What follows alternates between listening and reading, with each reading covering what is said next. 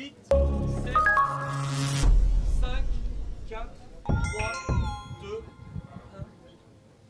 1. Donc bonjour à tous, nous sommes au salon Experimenta et nous accueillons aujourd'hui sur le plateau Christophe Guillermet. Donc bonjour Christophe. Bonjour Mehdi, bonjour Thomas. Alors pouvez-vous vous présenter un petit peu, qui êtes-vous, qu'est-ce que vous faites?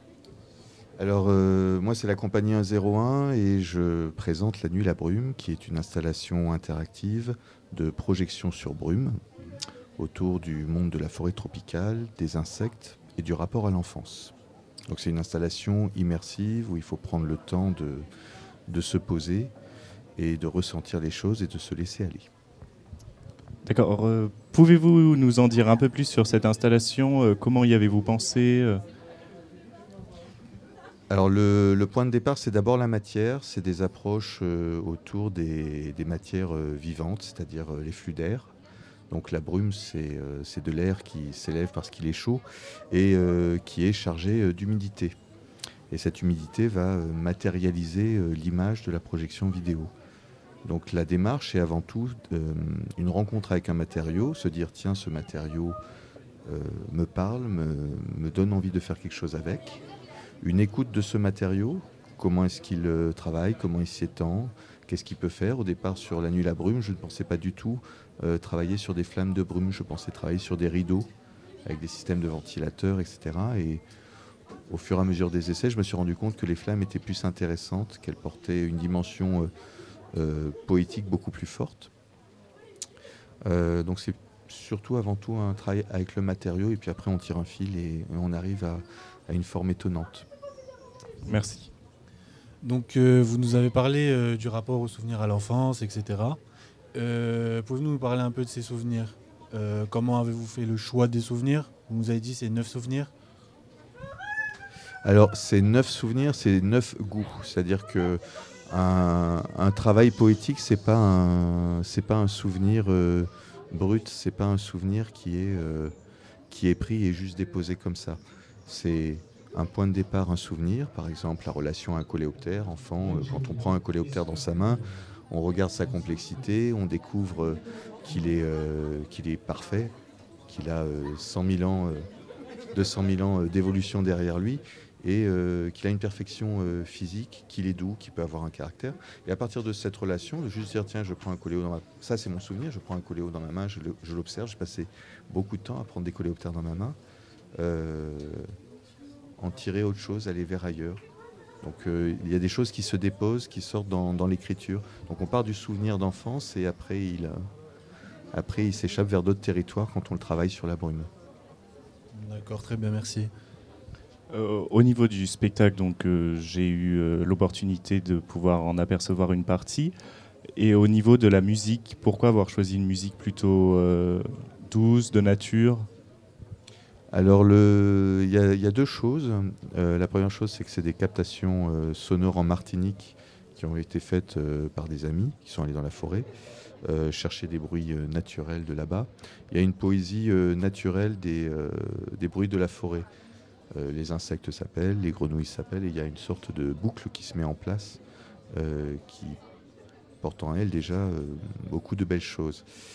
Au niveau du travail de la musique, je travaille avec un compositeur qui s'appelle Frédéric Duzan, et lui, je lui demande de venir avec moi travailler devant la matière, c'est-à-dire que devant les brumes, et ben voilà, il me voit faire les images, lui aussi il travaille son son, et finalement on rentre dans un mode d'écoute de ce que l'on ressent du matériau. Et la justesse, c'est surtout la justesse qui est importante. Il y a eu des passages en recherche d'écriture qui étaient peut-être, par exemple, des bruits de forêt transformés.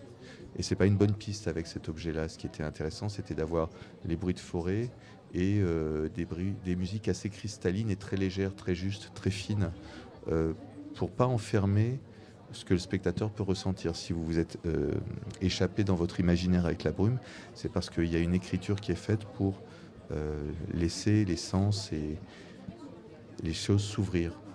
Je ferme pas les portes, j'ouvre des portes, je pose des petits objets, on va dire, je pose des images, un mouvement, une musique, mais il y a des espaces pour que le spectateur puisse entrer dedans. D'accord. Donc cette installation, elle a l'air très poussée, très recherchée. Vous avez mis combien de temps à faire ça environ? En fait, le processus de travail est assez simple. C'est un peu une spécialité de ma compagnie de travailler sur des objets technologiques avec la matière. Donc là, le travail avec la brume s'est fait assez rapidement. La construction a commencé en août. Il y a eu à peu près 1 mois et demi, 2 mois de construction au total, et étalé jusqu'à décembre. Et 4 résidences d'écriture, notamment au Château Éphémère, qui est un des partenaires du projet. Donc des résidences d'écriture, c'est on a un lieu et on pose le dispositif, on est en immersion, et la nuit, le jour, le matin, on travaille autour de l'objet pour laisser sortir ce que l'on a à déposer sur l'objet. Voilà, donc ça s'est fait assez rapidement, parce qu'en gros, il y a 4 semaines de travail, de recherche autour de la matière, et c'est un work in progress, puisque là, c'est une installation. Et il y a la performance qui est présentée à horaire. Aujourd'hui, il y en a 4, demain aussi, il y en a 4, qui est autre chose que l'installation. Et d'ici juin, il y aura une forme spectacle qui sera créée pour que cet objet puisse vivre de différentes manières. D'accord. Au niveau donc du principe de fonctionnement de la brume, ça se passe comment? Vous nous aviez dit que c'était accompagné avec la musique. Et pour la brume, au niveau de la projection, il y a une méthode particulière? C'est de la matière, ce sont des micromatières qui sont présentes dans l'air. Après, il y a un angle d'incidence de la projection qui est important pour que la luminosité apparaisse sur ces micromatières. Je fais aussi de la projection sur sable. C'est d'autres problématiques, mais c'est la même technique, savoir qu'il y a un angle particulier sur lequel la lumière va se déposer. Donc il y a une histoire d'angle entre l'angle du spectateur, de vision du spectateur, de la source de la vidéo, et avec la matière qui se lève, l'image va être révélée. Et les endroits où il n'y a pas de matière, il n'y a pas d'image. Donc du coup, on rentre vraiment dans un processus intéressant, vivant, parce que c'est pas un aplat. L'image n'est pas un aplat. Comme notre monde n'est pas un aplat, même si on a une tendance à rationaliser la lumière, à faire dans la vie de tous les jours des aplats dans la ville. Il y a de l'ombre, il y a de la lumière, il y a de la vie tout le temps. L'être humain enlève la vie. Et ce qui est beau avec ces matériaux-là, c'est qu'il y a de la vie tout le temps dans ces matières. D'accord, merci. Donc vous nous avez dit précédemment, vous voulez transformer cette installation en spectacle. Ce sera un spectacle plutôt long, de environ combien de temps? Ce sera un spectacle jeune public, dès 5 ans, et aussi tout public, qui va faire à peu près, je pense, 25 à 30 minutes. Et le fil conducteur, ça va être 7 enfants. La clé d'entrée pour le jeune public, ça va être 7 enfants qui chassent les papillons, et qui va se perdre en fait dans la forêt, mais il ne va pas se perdre comme dans les contes de Grimm. C'est pas se perdre de manière horrible, avec des trucs horribles. Il se perd dans la nuit, mais dans la nuit, il y a plein de choses à regarder. Donc il va découvrir des insectes, il va découvrir des batraciens, il va faire un voyage poétique de même type que celui que vous avez vu sur l'installation. Il n'y a pas de texte. Et au fur et à mesure du développé de la nuit, on va passer du noir et blanc au pastel. Et lorsque le jour naîtra, la couleur arrivera sur la brume. Donc cet enfant qui vous représente, vous, enfant. Alors c'est un jeu de kaléidoscope parce que c'est mes souvenirs d'enfance. Et en même temps, j'ai filmé mon petit garçon. Et donc, voilà. Donc, quand je dépose mon petit garçon sur la brume, c'est mon enfance, mais c'est aussi mon petit garçon. Donc, il y a plein de choses qui résonnent, en fait, qui se mettent à vibrer les unes avec les autres. Et vous avez un souvenir particulier que vous souhaiteriez mettre plus en avant qu'un autre, ou pas particulièrement? C'est pas une question de souvenir que j'ai envie de mettre en avant au travers de ce spectacle. J'ai envie de déposer chez ceux qui le voient cette notion de prendre le temps de regarder les choses. Et l'être humain tel qu'il se comporte actuellement ne le prend plus ce temps. Il est obnubilé par son téléphone, par ses écrans, par ses créations, par son nombrilisme. Il ne prend pas le temps de regarder sous une feuille, de voir la vie qui est là, partout, et qui est beaucoup plus évoluée que ce qu'il veut croire. On se croit la quintessence de la création, mais on est une espèce jeune. Et il y a des espèces qui sont d'une beauté extraordinaire. Il faut prendre une loupe, prendre un coléoptère, une fourmi.